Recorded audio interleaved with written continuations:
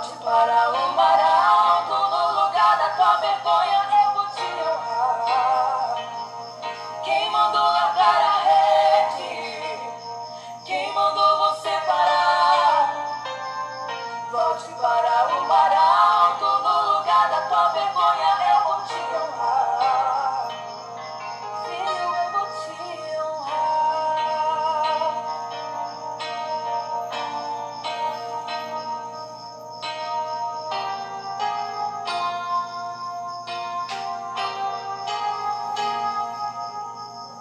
Deus conhece tua estrutura, sabe o que está fazendo.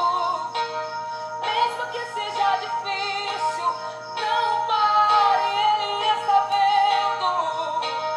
Colheu todas as tuas lágrimas e mandou te falar. Pegue o que Ele te entregou e volte para o mar, que é o teu lugar. Quem mandou largar a rede? Quem mandou você parar? Volte para o mar alto, no lugar da tua vergonha eu vou te honrar. Quem mandou largar a rede? Quem mandou você parar? Volte para o mar alto, no lugar da tua vergonha eu vou te honrar. Filho, eu vou te honrar.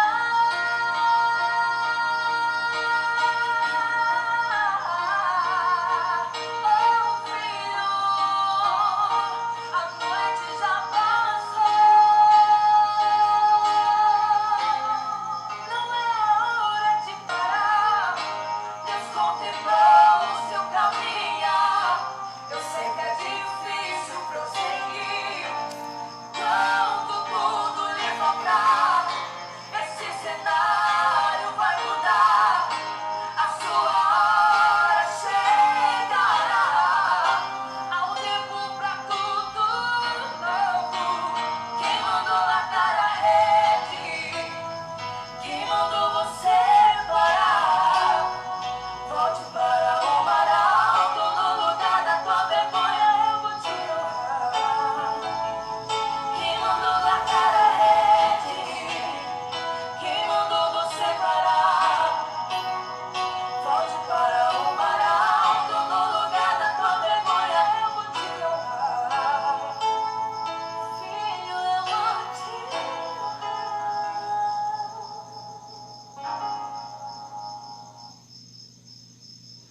Graça e paz, queridos. Que bênção. Que bênção.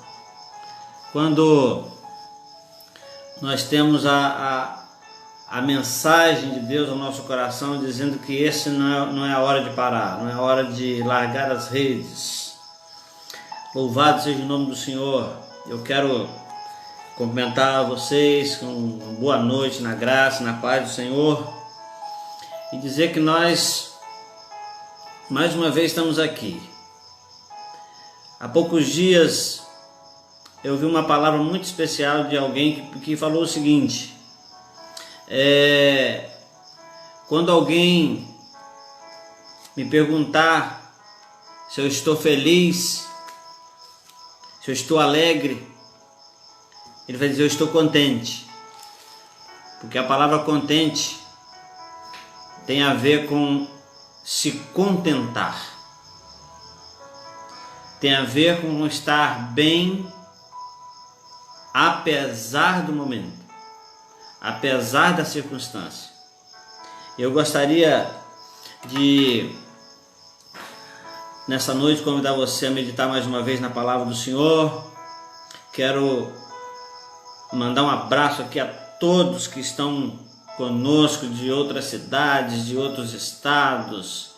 E como eu sempre tenho falado aqui, uma alegria muito grande, uma honra muito grande, um privilégio por saber e por reconhecer quem sou. Na verdade, é compreensível, é fácil de entender isso, porque você não participa da live porque é o pastor Amarildo, mas porque a palavra de Deus será ministrada a nós. E isso para nós é uma alegria muito grande. E há no meu coração um desejo muito especial de ministrar a palavra quantas pessoas for possível. A tantas quantas for possível. Não porque eu tenho uma palavra, mas porque a palavra é de Deus. E eu tenho certeza absoluta de que esse realmente é um tempo de transição, um tempo de passagem, um tempo de preparação, um tempo onde Deus tem mostrado para nós mesmos. O Senhor tem mostrado para nós mesmos se somos perseverantes ou não, se aguentamos ou não. O Senhor é maravilhoso, o Senhor já sabe, mas o Senhor, Ele nos apresenta para nós mesmos. Quando Deus pergunta para Adão onde ele estava, Deus não estava com dificuldade de enxergar ou de descobrir ou de achar Adão, mas Ele estava apresentando Adão para Adão mesmo. Quando Deus pergunta para Elias o que ele estava fazendo na caverna, não é porque Deus não sabia, mas é porque Elias precisava ser despertado, no sentido de que ele precisava se conhecer, saber o que ele estava fazendo e aonde ele tinha chegado com tudo aquilo. Da mesma forma, quando Jesus pergunta para aquele homem que estava no poço de Betesda há 38 anos, e ele pergunta para ele: você quer ser curado? Esse é um tempo onde nós, às vezes, por causa do nosso costume, eu falo isso de experiência própria, antes mesmo de eu nascer, minha mãe já estava caminhando, me levando para a igreja. E hoje, até hoje, nós nunca deixamos de amar o templo, de gostar de cultuar no templo, de estar junto com os irmãos. Durante a nossa vida ministerial, durante a nossa vida como servo de Deus, durante a nossa vida inteira, nós temos aqui essas pessoas, vocês que nos amam tanto e que têm participado dessa nossa história. Alguns de muito tempo. Mas agora, como nós sabemos claramente que a nossa geração, em 100 anos, não tinha passado ainda por uma situação como essa. Estamos, às vezes, indo para o tempo com algumas restrições ou com muitas restrições. Às vezes nós precisamos nos adequarmos, nos reinventarmos. É o que está acontecendo comigo e com muitos outros colegas, pastores, igrejas, que partimos por essa, fomos despertados que essa ferramenta chamada live, ela nos dá uma possibilidade tremenda de ministrar a palavra além fronteiras de cidade, além divisas de municípios e até mesmo de países. Nós louvamos a Deus por esse tempo, porque nesse tempo também é um tempo de aprendizado. Mas quando nós aprendemos sobre paciência, sobre perseverança, sobre longanimidade, sobre obediência, sobre esperar, sobre crer, então esse é um tempo de nós vivenciarmos isso na prática. Já há algum tempo eu tenho ministrado para a igreja onde pastoreio que nós estamos num tempo, já mais do que na hora, de sairmos do ambiente da teoria para o ambiente da prática. Esse talvez seja o nosso grande problema no decorrer dos anos. Nós temos muita teoria. Nós sabemos muito de escrever sobre situações e de falar que nós louvaremos a Deus em toda e qualquer circunstância, e de falar que nós precisamos ser fiéis em qualquer tempo, e de saber que ao invés de batalhar agora contra as nossas autoridades, precisamos orar por elas, honrá-las, porque isso é agradável ao Senhor. Tenho despertado a igreja, tenho despertado a todos que me ouvem, que esse não é, na minha visão, uma perseguição à igreja. Isso é um problema de saúde pública. E nós queremos bater nessa tecla, porque acredito que esse é um tempo de nós repetirmos isso, para que a gente possa aprender isso.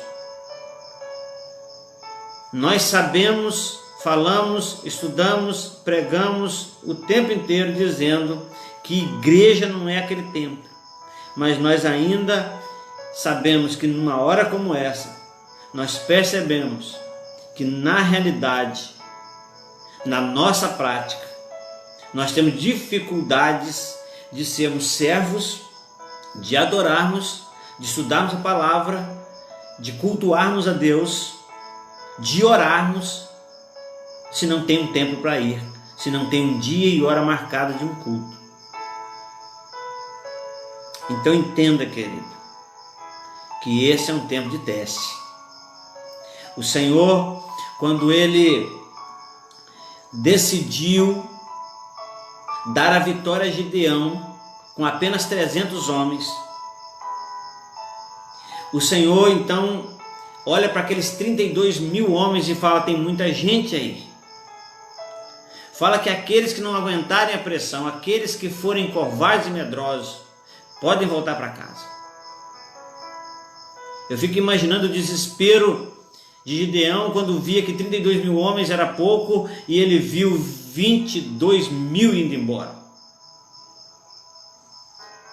E o Senhor olha para aqueles 10 e fala para ele: ainda tem muita gente aí. Ou seja, tem muita gente aí que vai atrapalhar a vitória. Então faze-os descer as águas.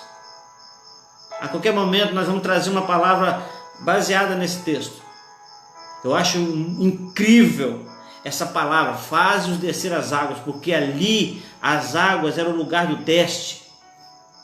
As águas eram o lugar onde Deus ia mostrar para ele quem estava atento e quem não estava, quem estava discernindo o tempo e quem não estava, quem estava preparado para qualquer circunstância. Era ali naquele momento de beber a água no rio. Então a palavra de Deus é: faz-os descer as águas. Acredito eu que o Senhor tem pegado a sua igreja nesse tempo e tem nos feito descer as águas. E é incrível que a palavra de Deus diz que nós somos limpos porque fomos lavados pela água da palavra.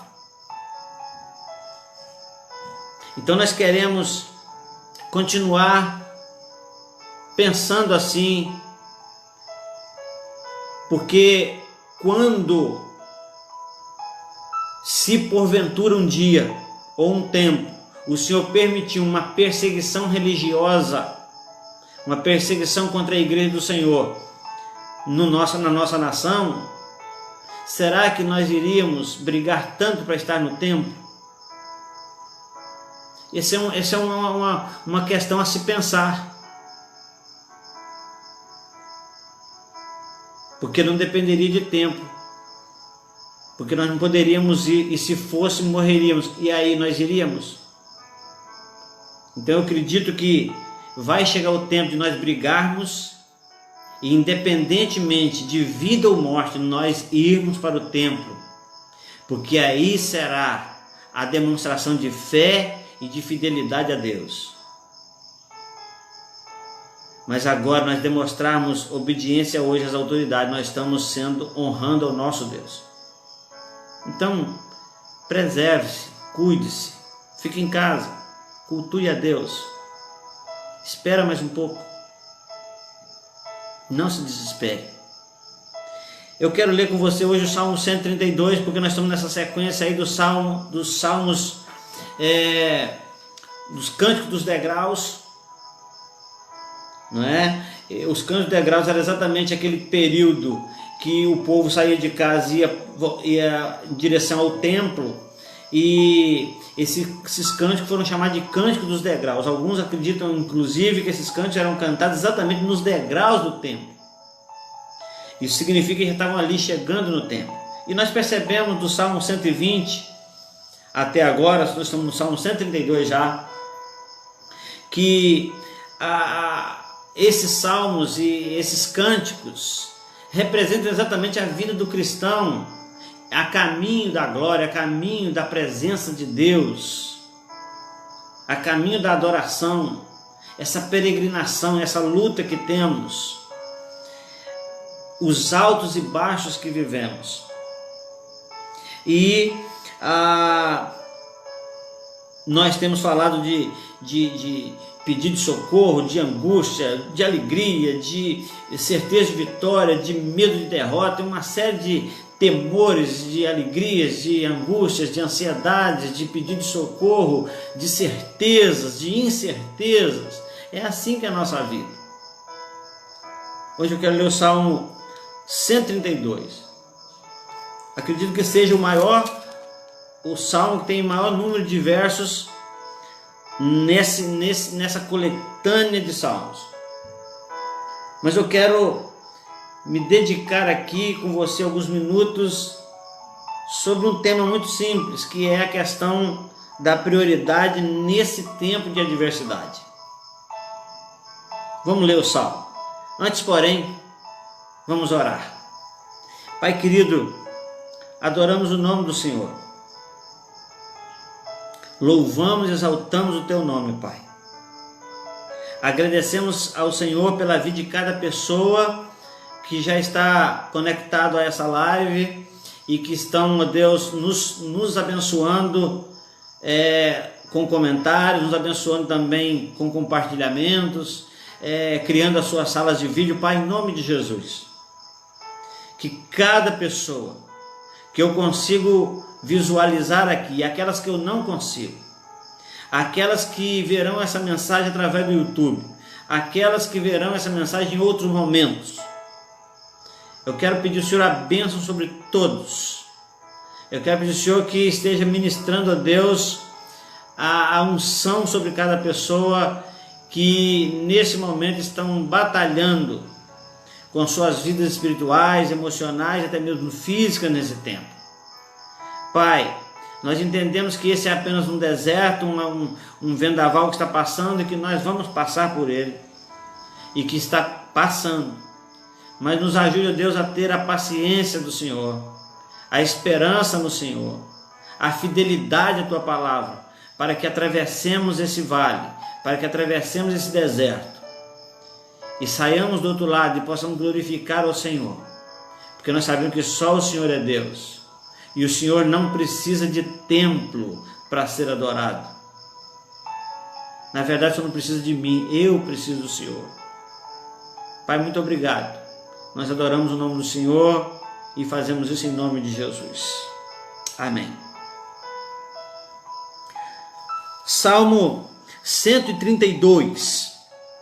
Diz assim a palavra do Senhor: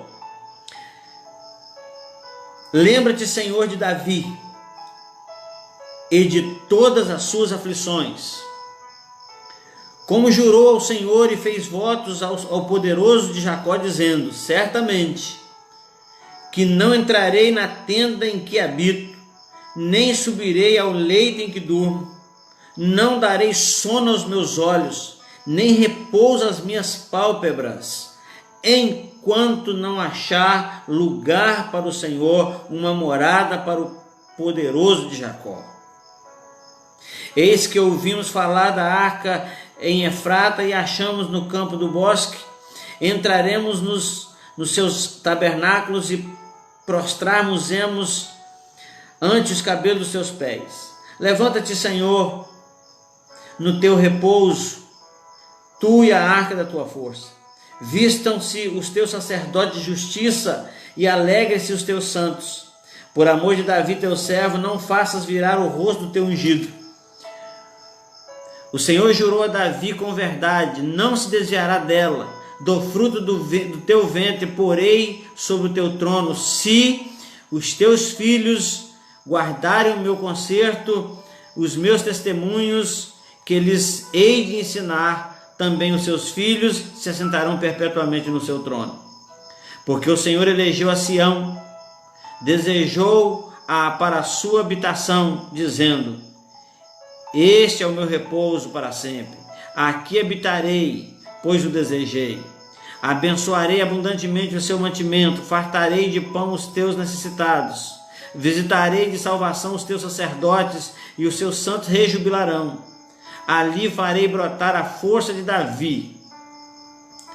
Preparei uma lâmpada para o meu ungido. Vestirei os seus inimigos de confusão, mas sobre ele florescerá a sua coroa. Aqui a gente pode perceber claramente que é uma oração feita por aquelas pessoas que estavam caminhando para o templo, mas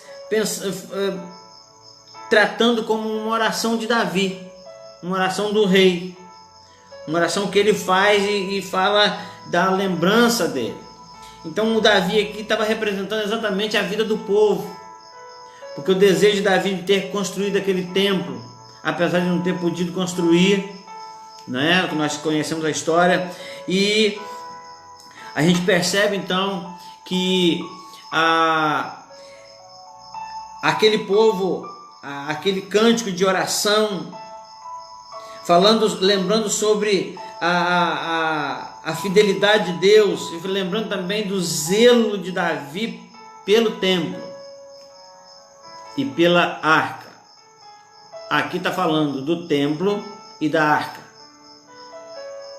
No tempo da graça, no nosso tempo, o templo somos nós, a arca é a presença do próprio Deus pelo Espírito Santo em nós, que habita em nós.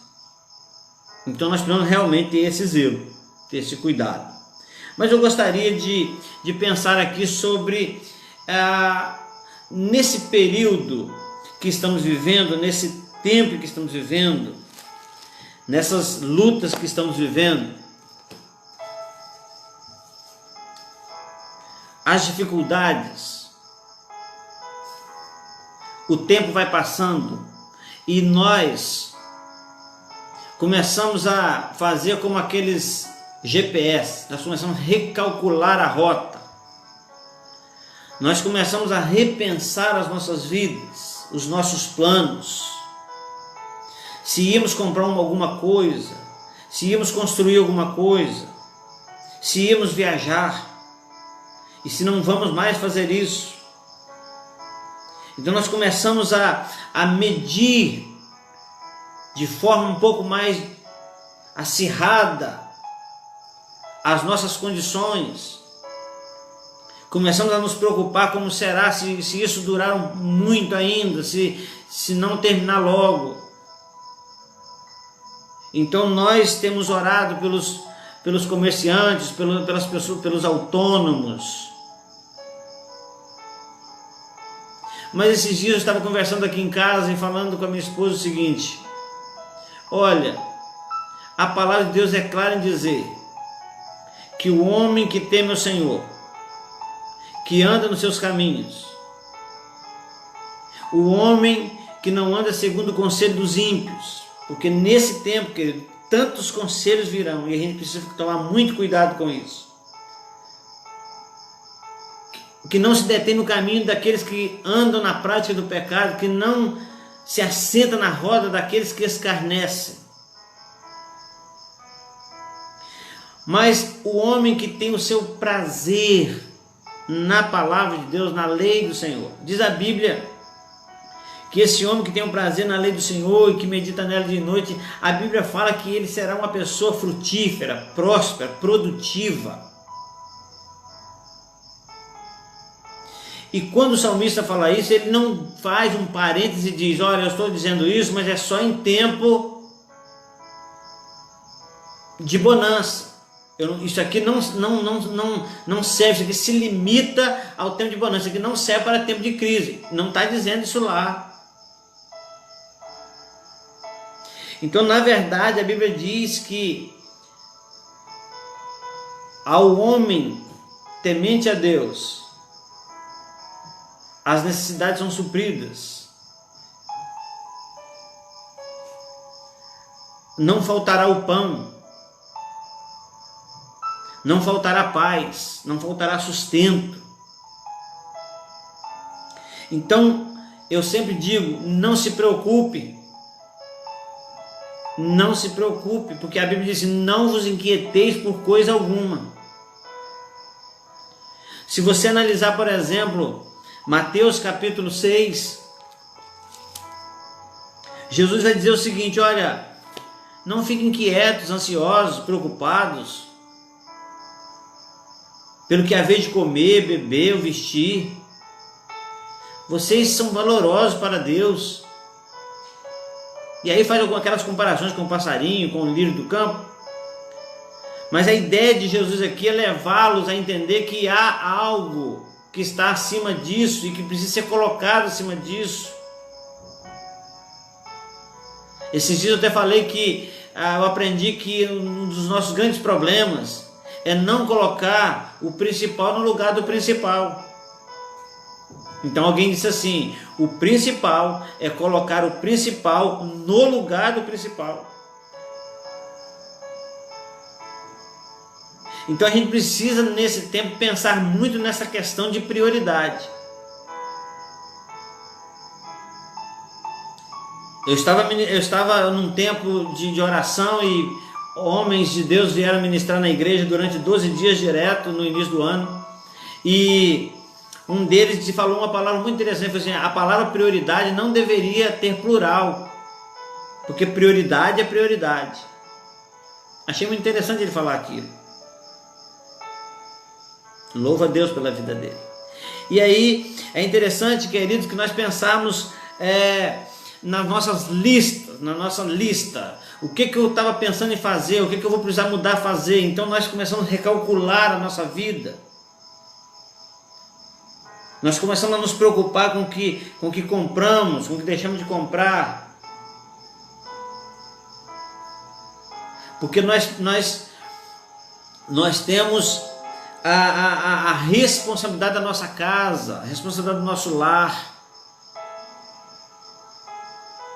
Nós precisamos nos reinventar até mesmo como igreja. Dar uma parada, começar a ministrar a partir da live e todas essas questões. Mas eu gostaria de pensar aqui nesse salmo sobre, parar um pouco com você sobre esse assunto. Quando Jesus fala assim, olha, não os preocupei, não fiquem ansiosos pelo que haver de comer, beber, vestir, ele está dizendo, fique tranquilo, porque você tem algo muito especial, muito relevante. Você tem algo essencial que você não pode deixar de buscar. E se você ficar preocupado com o que você vai comer, beber e vestir, deixa que essa preocupação, deixa que esse cuidado, eu cuido. Porque você tem algo muito especial, algo realmente prioritário para buscar. E ele fala assim, buscai primeiro o reino de Deus e a sua justiça. E as demais coisas, e essas coisas, que ele está falando das preocupações, do comer, beber, vestir, das necessidades básicas e fundamentais da nossa existência. Ele falou assim, essas coisas lhe serão acrescentadas. Glória a Deus. Então não precisamos preocupar. Nós precisamos preocupar onde está a nossa prioridade hoje. Onde está o nosso maior anseio.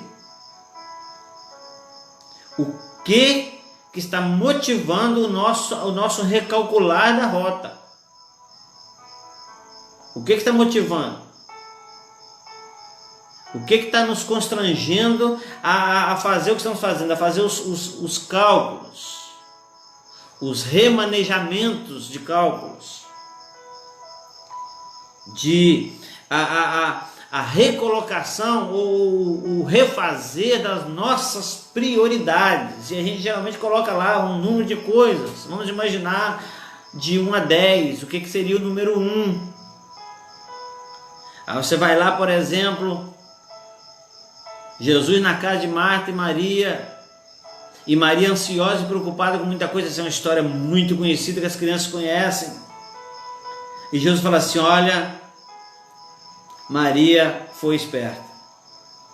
Ela escolheu, ela priorizou aquilo que realmente é necessário, aquilo que realmente importa, aquilo que realmente vai perdurar. Aí vemos o salmista dizer o seguinte, ele fala assim: uma coisa pedi ao Senhor e a buscarei. Olha só, uma coisa, quantas coisas nós estamos buscando hoje? Talvez para nós, crentes, servos de Deus, principalmente há muito tempo, caminhando toda semana para o templo, talvez uma das nossas maiores preocupações é essa: quando é que nós vamos voltar?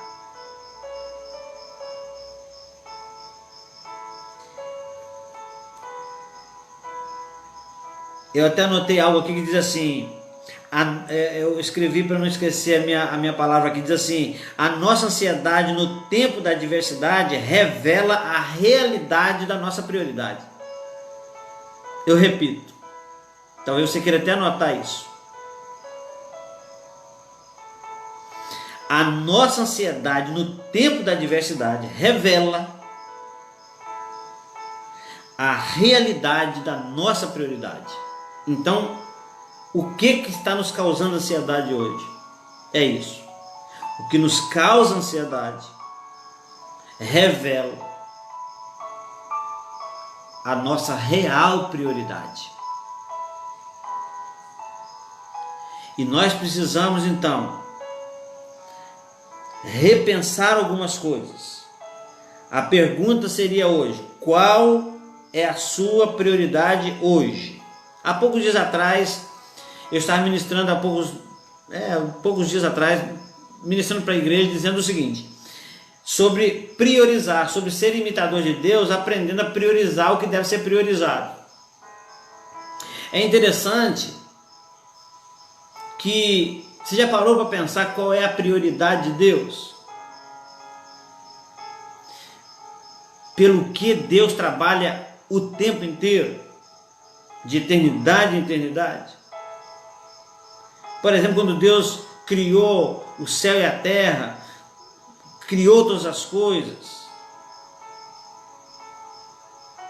e depois de tudo criado, aí então Ele nos criou para desfrutarmos da sua criação e cuidarmos dela como verdadeiros mordomos. E dali para frente o Senhor não vinha na viração do dia conversar com peixe, com leão, com árvore. Ele vinha conversar com o homem. Há uma prioridade. Eu sempre falo assim, no princípio criou Deus os céus. A prioridade de Deus é o céu. Então, para ele a ideia é o céu, porque Ele também vai nos levar para o céu. Então, na verdade, o Senhor, Ele pensa em mim, pensa em você, pensa em nós o tempo inteiro. Jesus morreu na cruz porque estava nos priorizando. E Jesus é o Deus na terra porque nos priorizou. Porque ele falou assim, se nós deixarmos lá, não tem como eles cuidarem do pecado deles sem o derramamento de sangue de um cordeiro imaculado. Jesus veio, derramou seu sangue por nós, nos priorizando. Mas qual é a nossa prioridade? Qual é a minha prioridade hoje? Qual é a sua? Seria talvez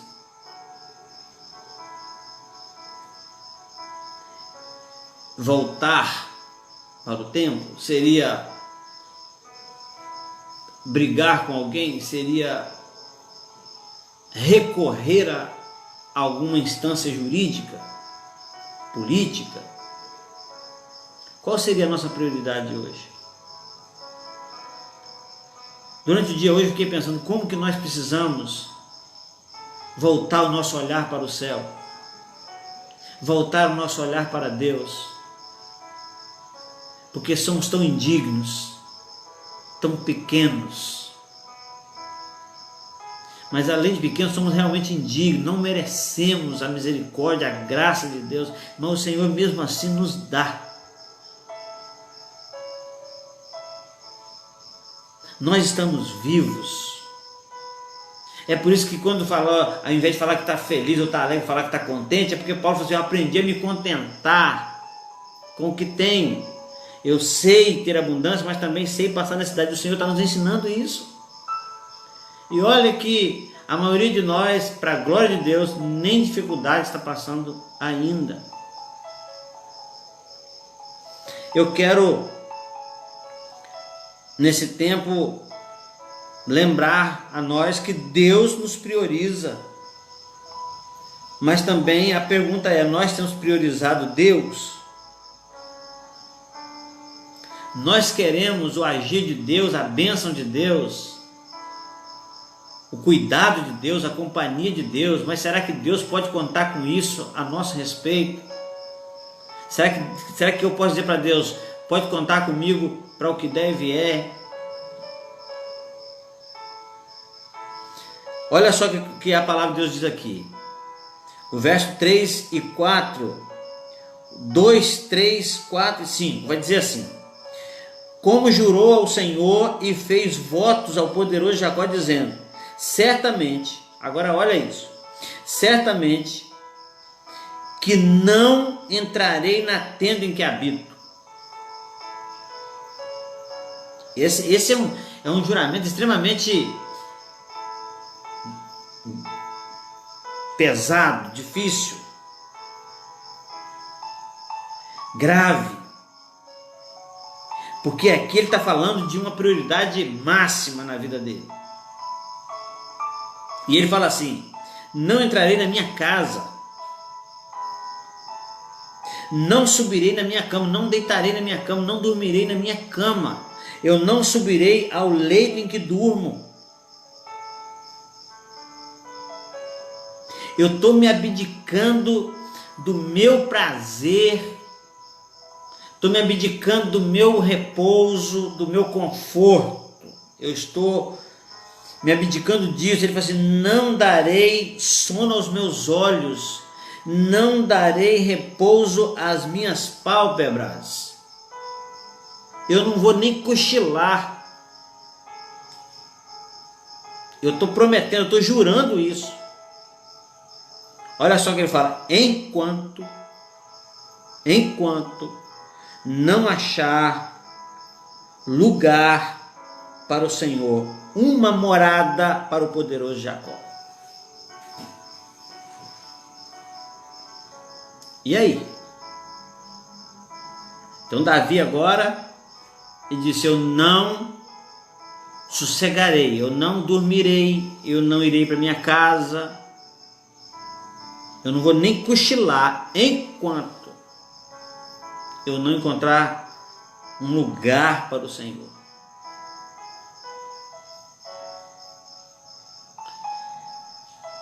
No Salmo 130, nós ministramos uma palavra aqui a respeito de um mergulho necessário. Quem viu e quem ouviu vai lembrar disso.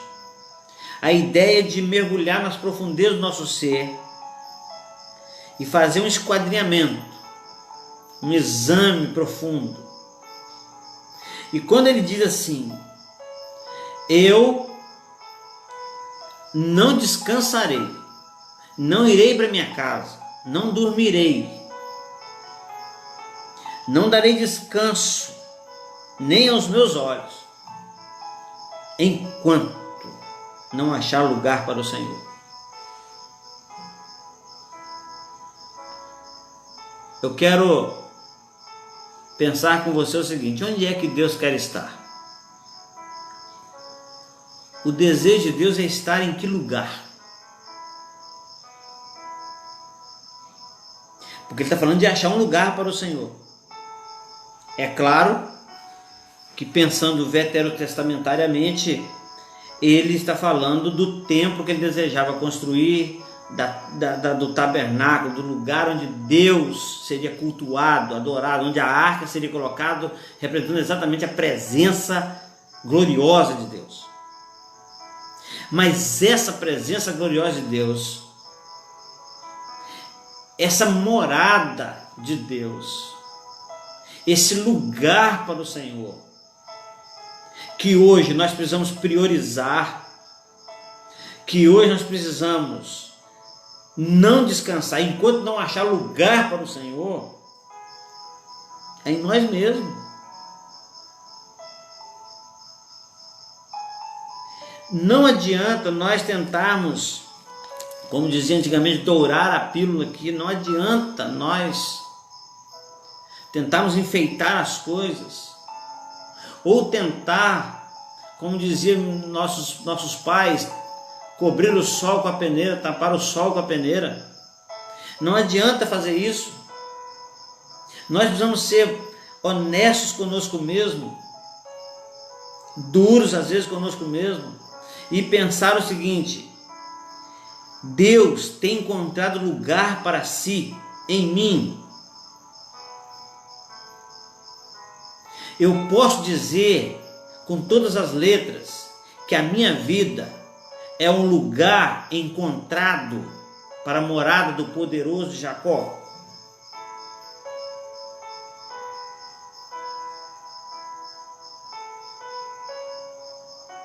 De todo o nosso coração. Você se conhece, eu me conheço. Eu tenho um amigo que falou uma coisa comigo uma vez, ele vai lembrar disso, se ele estiver me vendo agora, ele vai lembrar disso. Ele falou assim: eu conheço os meus pecados. Depois que ele falou isso comigo, eu fiquei pensando nisso e lembrando que nós realmente precisamos conhecer isso. Nós precisamos saber quem somos.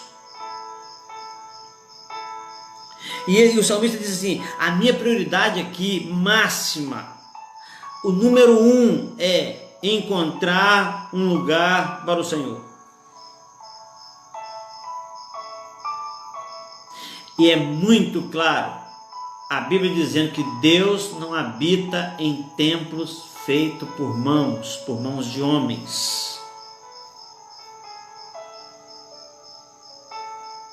Eu posso construir um lugar aqui no meu quintal muito especial, que me dê um conforto, me dê um prazer maior em estar na presença de Deus naquele lugar, mas não é ali que Deus vai morar, é ali o lugar que eu escolhi para que eu possa falar com Deus com mais privacidade e tal. Isso é maravilhoso.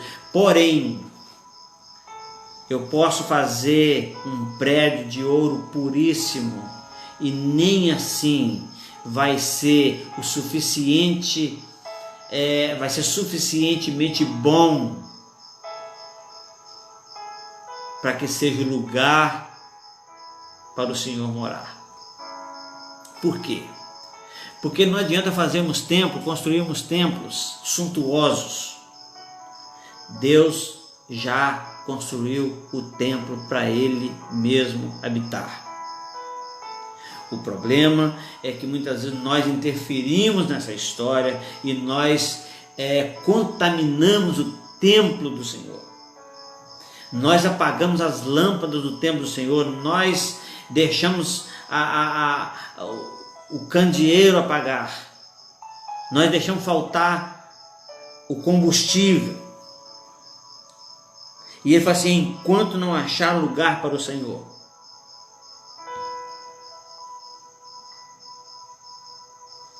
Não adianta acharmos que ter o nome de evangélico, de crente, ou de membro de igreja é o suficiente para dizermos que Deus habita em nós, que nós já achamos um lugar para o Senhor morar.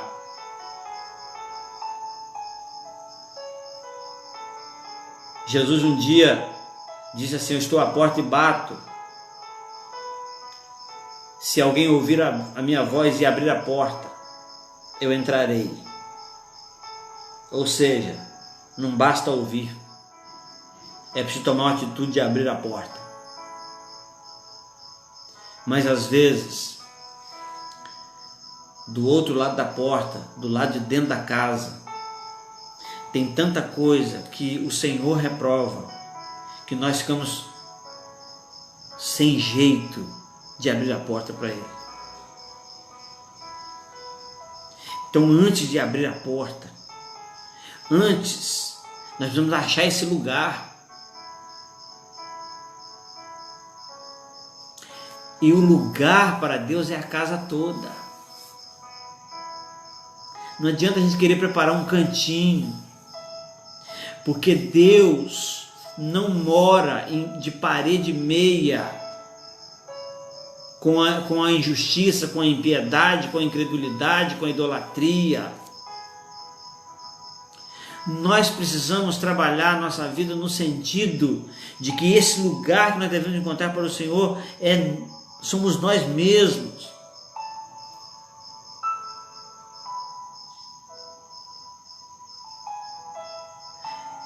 Se nós queremos uma mensagem de esperança, de alegria, de euforia, essa é a mensagem.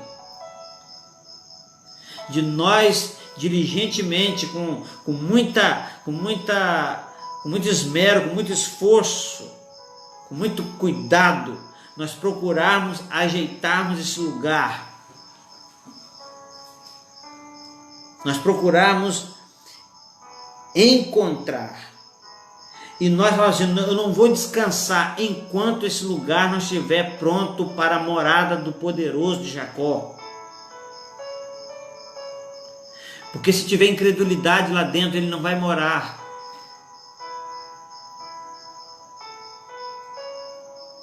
Sabe? Se tiver carne lá, tiver idolatria lá, deuses estranhos lá,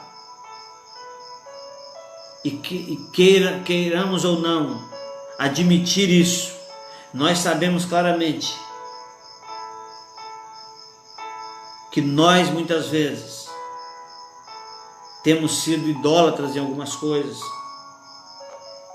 Nós muitas vezes temos adorado outros senhores, servido a outros senhores.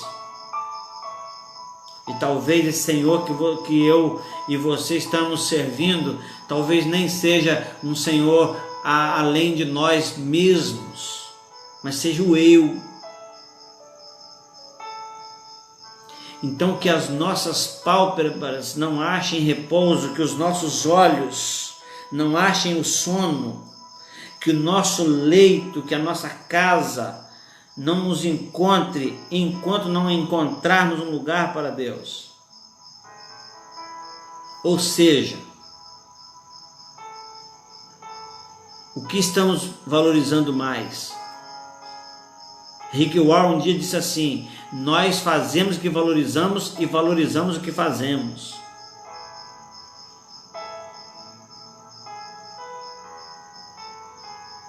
Se você quiser analisar bem sobre isso, eu vou encerrar minha palavra agora, mas eu gostaria de pensar com você uma coisa.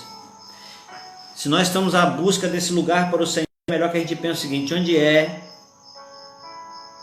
ou no que é, visto a maior parte do meu dinheiro? Onde é e no que é que eu invisto a maior parte do meu tempo, dos meus esforços, da minha criatividade?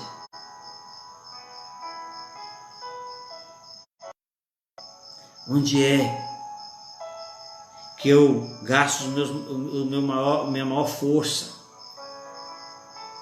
Onde é que eu dedico o maior tempo? Com quem? Para quê?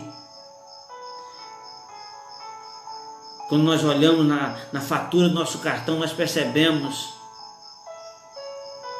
se a prioridade é Deus ou se não é. Quando nós olhamos no nosso guarda-roupa, nós percebemos se a prioridade é Deus ou se não é.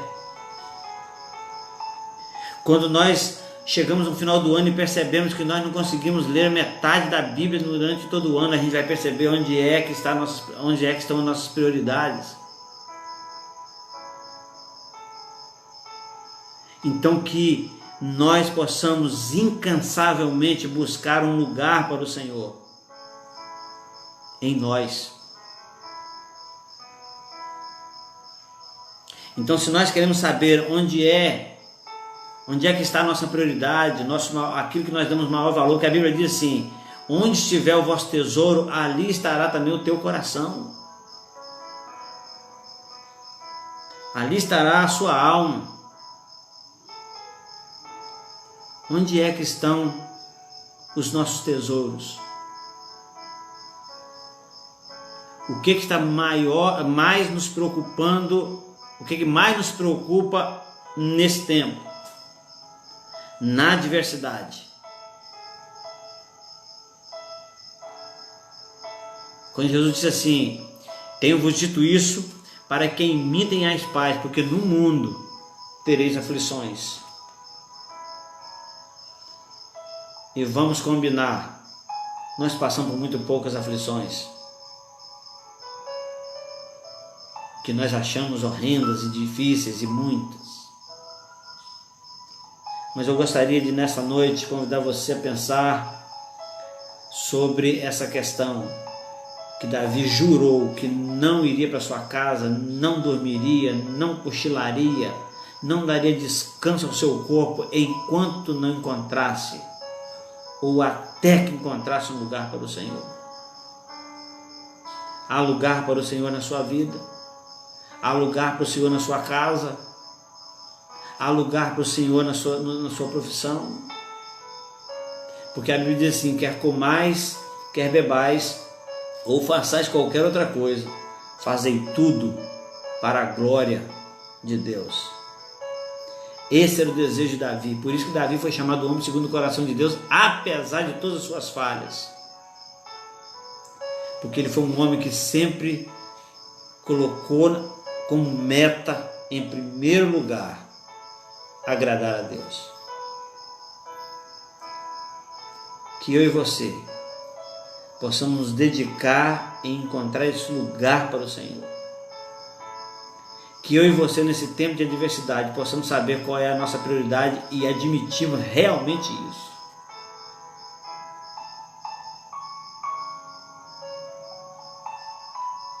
Às vezes, quando pensamos em prioridades, a maioria das vezes, Deus costuma não estar no número 1. Jesus não costuma estar lá, mas que nós possamos entender isso, que o que a palavra de Deus nos ensina nesse tempo, queridos, eu sinceramente penso da seguinte maneira: Deus já poderia ter aplacado com esse vírus, já poderia ter acabado com a pandemia. Por que ainda não passou? Por que ainda não parou com tudo isso? Acredito eu que o Senhor espera que eu tenha discernimento para entender qual é a minha contribuição para tudo isso. Qual tem sido a minha atitude acerca de tudo isso, como igreja do Senhor. Porque a terra é sarada quando a igreja é perdoada. Segundo Crônicas 7,14, a terra é curada quando a igreja é perdoada. Que eu e você encontremos em nós um lugar para o Senhor, o poderoso Jacó. Amém? Deus te abençoe, querido. Deus te abençoe, querido, em nome de Jesus. Muito obrigado.